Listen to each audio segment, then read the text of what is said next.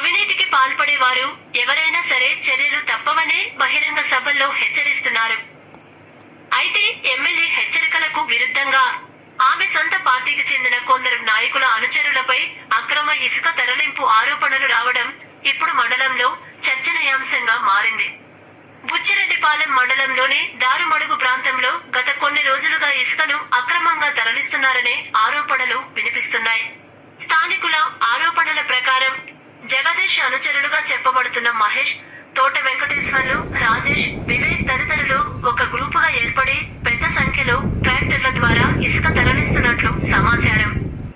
ఒకవైపు అవినీతి అక్రమాలకు తావులేదని ఎమ్మెల్యే స్పష్టం చేస్తుంటే, మరోవైపు ఆమె పార్టీకి చెందిన నాయకుల అనుచరులపై ఇలాంటి ఆరోపణలు రావడం రాజకీయంగా చర్చకు దారితీస్తుంది.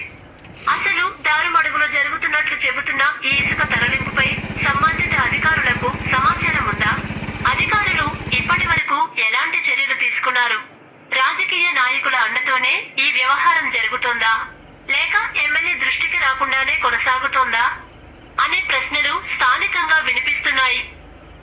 ప్రభుత్వ ఆదాయానికి నష్టం కలిగించే విధంగా అక్రమ ఇసుక రవాణా జరుగుతున్నట్లయితే అధికారులు ఎందుకు అడ్డుకోవడం లేదని స్థానికులు ప్రశ్నిస్తున్నారు.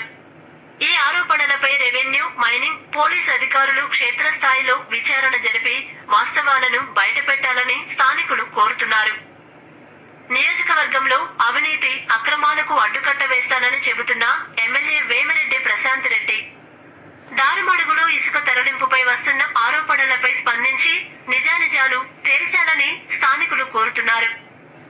పార్టీకి చెందిన వారైనా ఇతరులైనా అక్రమాలకు పాల్పడినట్లు తేలితే చర్యలు తీసుకోవాలని స్థానికులు డిమాండ్ చేస్తున్నారు. మరి దారుమడుగులో ఇసుక తరలింపు ఆరోపణ